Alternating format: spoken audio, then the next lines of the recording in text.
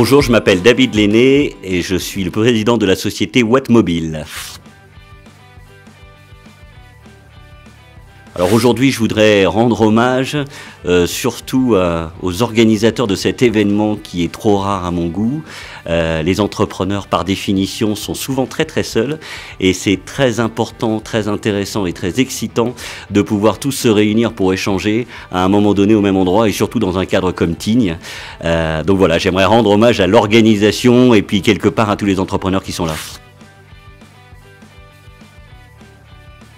Alors je voudrais pas rendre hommage à nos politiques, surtout pas, de par la complexité des réglementations qu'ils nous mettent en place et qui nous compliquent la vie au jour le jour, au quotidien. Et Dieu sait si je sais de quoi je parle avec un business qui subit énormément les réglementations dues au fameux principe de précaution que l'on a en France. Alors se retrouver à la montagne, c'est très cool, c'est même très sympa. Au-delà du cadre qui est très agréable et très énergisant, c'est un cadre qui nous sort de notre quotidien totalement, un petit peu exclu du monde urbain et du monde business, dans un monde beaucoup plus calme et silencieux. Donc c'est très cool la montagne. Alors ça sert surtout à faire avancer les choses et avancer notre société pour le meilleur. Je crois que l'entreprise, et surtout l'entreprise innovante, a une vocation à la fois certes de créer de l'emploi et de développer le business, mais aussi une dimension sociale pour faciliter la vie des gens, pour leur rendre la vie plus simple, pour aider les gens. Donc l'innovation, ça sert tout simplement à faire avancer le monde vers quelque chose de meilleur. Être en croissance, ça sert à grandir et donc imposer cette innovation. Qui dit imposer cette innovation, dit imposer le meilleur pour tout le monde. Donc être en croissance, c'est très important. Quand on croit dans quelque chose qui est innovant et qui va pour le bien de tout le monde, il vaudrait mieux que cette chose croît et croît rapidement afin que le bien soit généralisé le plus vite possible. Je pense que c'est essentiel pour les entrepreneurs et les entreprises. Une entreprise qui marche bien fait normalement gagner de l'argent à ses salariés et à son créateur, et parfois même beaucoup d'argent. Et c'est un argent tout à fait positivement gagné. Mais je pense qu'à un moment, il faut savoir redistribuer aussi. Et l'entrepreneur, dans son succès, a un rôle, une responsabilité de redistribution, une responsabilité sociale qui est absolument primordiale, parce qu'on ne peut pas compter que sur les politiques. Voire même très peu sur les politiques. Donc c'est à nous de prendre ça en main et en particulier aux entrepreneurs qui peuvent créer des fondations et par là même aider les gens et faire avancer les choses. À accompagner l'innovation et à aider des jeunes créateurs qui n'ont pas d'argent, parce que c'est pas parce qu'on n'a pas d'argent qu'on ne peut pas créer. On peut être intelligent, avoir des très bonnes idées sans avoir d'argent.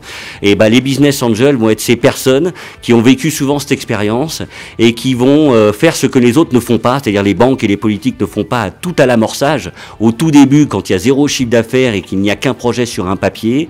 Et ces business angels, ces personnes physiques, servent à amorcer la machine, là où personne n'y répond, eux y répondent.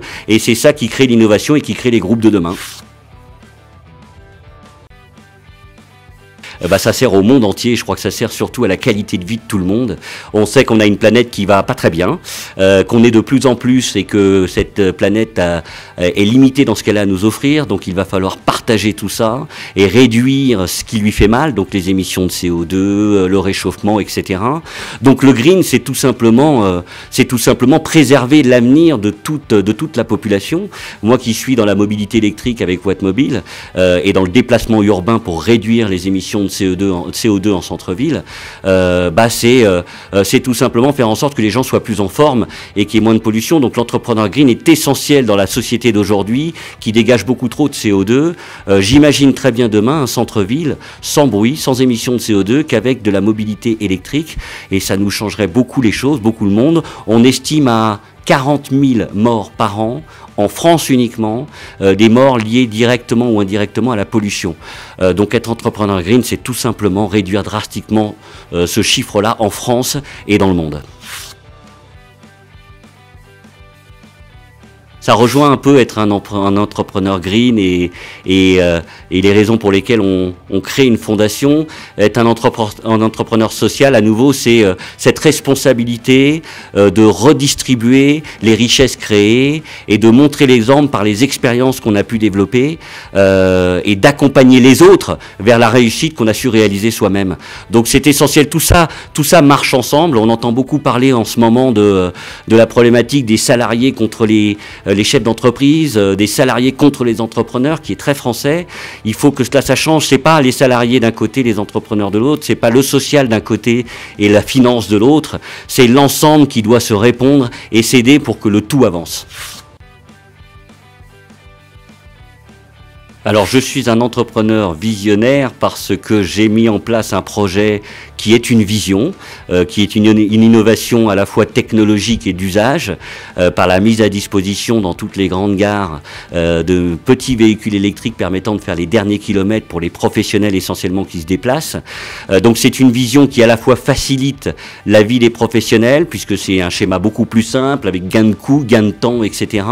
Mais c'est aussi une vision qui a une dimension sociétale, puisque plus on va remplacer les véhicules thermiques par ces petits véhicules électriques en centre-ville, eh bien plus on va réduire les émissions de CO2 en centre-ville, réduire la pollution sonore et donc ajouter de la qualité de vie en centre-ville. D'autant plus que je mets à disposition des petits véhicules compacts électriques, puisque 90% des gens qui se déplacent en centre-ville se déplacent seuls, et ces petits véhicules participent à la décongestion des centres-villes et à l'augmentation de l'espace de stationnement. Donc c'est une vie meilleure pour tout le monde. Maintenant, c'est une vision parce que ça n'existe pas aujourd'hui, ça s'est lancé il y a 2 mois, et parce qu'il faut changer les usages pour arriver à non plus une vision, mais une réalité. Dans ce sens-là, je pense être un entrepreneur visionnaire.